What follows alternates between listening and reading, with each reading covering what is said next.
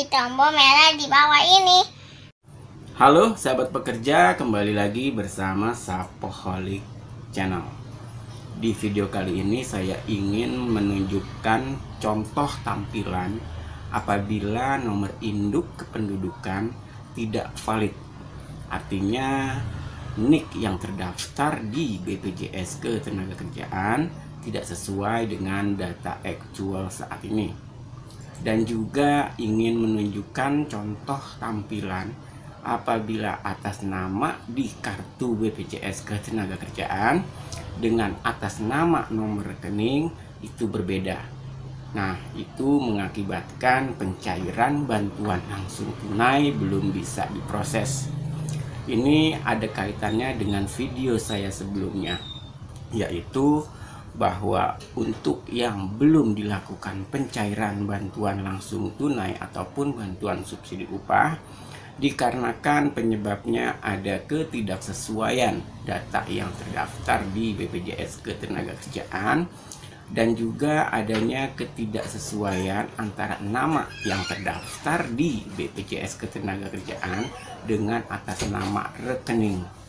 Nah, jadi sahabat pekerja, semoga contoh tampilan tersebut dapat menambah pemahaman sahabat pekerja semua, khususnya buat sahabat pekerja yang hingga saat ini belum ada pencairan bantuan subsidi upah tersebut ke rekening sahabat pekerja. Jadi seperti sebelumnya yang saya jelaskan bahwa alangkah baiknya untuk yang belum dilakukan pencairan tetapi teman sekantor ataupun rekan kerja yang lain sudah, nggak ada salahnya untuk tanyakan ke HRD, minta HRD-nya berkoordinasi dengan pembina BPJS Ketenagakerjaan sekiranya apakah ada dari peserta karyawan kami yang masih belum valid datanya ataupun belum sesuai sehingga ada penolakan di bank penyalur. Oke sahabat pekerja, nggak pakai lama, berikut adalah contoh tampilannya. Selamat mengikuti. Oke sahabat pekerja, jadi untuk contoh tampilan untuk NIK tidak valid dan atas nama rekening tidak sesuai dengan atas nama BPJS Ketenagakerjaan, berikut adalah contoh tampilannya. Oke, jadi pembina BPJS Ketenagakerjaan menginformasikan kepada saya masih ada 2 peserta karyawan yang belum bisa dilakukan pencairan bantuan subsidi upah karena masih ada kendala di nomor induk kependudukan dan di atas nama rekening. Oke, kita masuk ke peserta karyawan yang pertama, yaitu atas nama Lukman Finaria. Lukman Finaria ini adalah peserta karyawan yang sudah resign ataupun sudah nonaktif sejak Juli 2020. Jadi secara otomatis karyawan peserta yang nonaktif mulai periode bulan Juli 2020 masih dikategorikan sebagai penerima bantuan subsidi upah.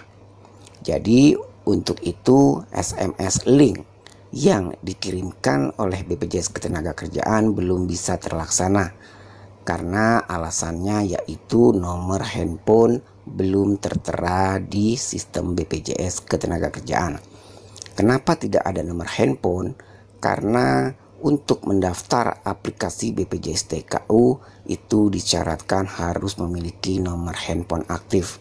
Jadi Lukman Finaria ini belum bisa daftar login aplikasi BPJS TKU dikarenakan ada permasalahan lain. Permasalahan lainnya yaitu nomor induk kependudukan tidak valid. Jadi yang tertera di sini adalah yang berwarna kuning, nomor induk kependudukan dia yang pertama kali didaftarkan ke BPJS Ketenagakerjaan. Setelah dikonfirmasi ke Lukman Finaria bahwasannya dia KTP yang saat ini sudah elektronik. Jadi bisa dipastikan bahwa yang terdaftar di BPJS Ketenagakerjaan masih menggunakan KTP lama. Sedangkan KTP elektroniknya belum diupdate ke sistem BPJS Ketenagakerjaan, makanya masih ada nomor induk kependudukan yang belum sesuai. Inilah permasalahannya, nomor induk kependudukan belum sesuai. Lukman Finaria belum bisa melakukan daftar login di aplikasi BPJS TKU dan juga belum bisa menerima SMS link dari BPJS Ketenagakerjaan untuk mendaftarkan nomor rekening penerima bantuan subsidi upah. Oke, untuk contoh tampilan peserta karyawan yang kedua, yaitu atas nama Justus Salvador Maringgot Hasiholan Henry Rumah PA. Jadi kasus Justus Salvador Maringgot ini adalah bahwa nama yang terdaftar di BPJS Ketenagakerjaan tidak sesuai ataupun tidak mirip dengan atas nama di rekening. Makanya untuk pencairan bantuan subsidi upah belum bisa dilakukan, karena idealnya atas nama rekening haruslah sama dengan atas nama yang terdaftar di BPJS Ketenagakerjaan. Setelah saya cek, setelah saya selidiki, jadi JSMH Henry Rumah PA adalah nama yang benar-benar tertera di KTP. Jadi KTP JSMH ini sesuai namanya, yaitu JSMH Henry Rumah PA. Kenapa di BPJS Ketenagakerjaan ini namanya lebih panjang? Karena BPJS Ketenagakerjaan intinya dia langsung ngelink ke data Adminduk ataupun data Disdukcapil. Untuk data Adminduk ataupun Disdukcapil, JSMH ini namanya panjang, Justus Salvador Maringgot Hasiholan Henry Rumah PA. Tetapi di KTP-nya itu JSMH disingkat, karena memang terlalu panjang untuk karakter jenis hurufnya, tidak mungkin tidak muat ya untuk ukuran KTP kalau namanya dipanjang, jadi disingkat. Idealnya sih tidak ada yang salah dalam hal ini, karena KTP-nya itu JSMH Henry Rumah PA dan data Adminduk ataupun Disdukcapilnya ini Justus Salvador Maringgot Hasiholan Henry Rumah PA. Karena ukuran KTP itu tidak memungkinkan karakter hurufnya itu panjang, makanya disingkat. Nah, ini sudah saya konfirmasi ke pembina BPJS Ketenagakerjaan, sudah saya email KTP-nya, sudah saya email kartu kepesertaannya. Jadi untuk pembina BPJS Ketenagakerjaan akan memproses lanjut ke instansi terkait ataupun ke perbankan, bahwasannya ini adalah sudah benar-benar sama datanya. Tergantung dari BPJS Ketenagakerjaannya, apakah mau dirubah nama yang di BPJS Ketenagakerjaannya mengikuti nama di KTP.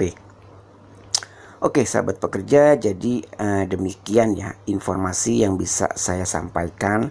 Kenapa masih ada dari sahabat pekerja yang hingga saat ini belum ada pencairan BPJS hingga saat ini belum ada pencairan bantuan subsidi upah. Ya, salah satunya dikarenakan masih adanya data yang tidak sesuai. Oke sahabat pekerja, semoga informasi ini bermanfaat. Jangan lupa like dan subscribe. Oke sahabat pekerja, jadi demikian ya informasi yang bisa saya sampaikan, informasi yang bisa saya berikan.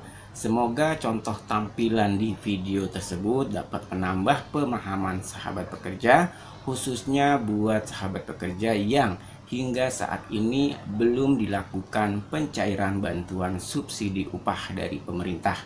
Oke sahabat pekerja, sampai berjumpa di video berikutnya. Salam sukses dan terima kasih.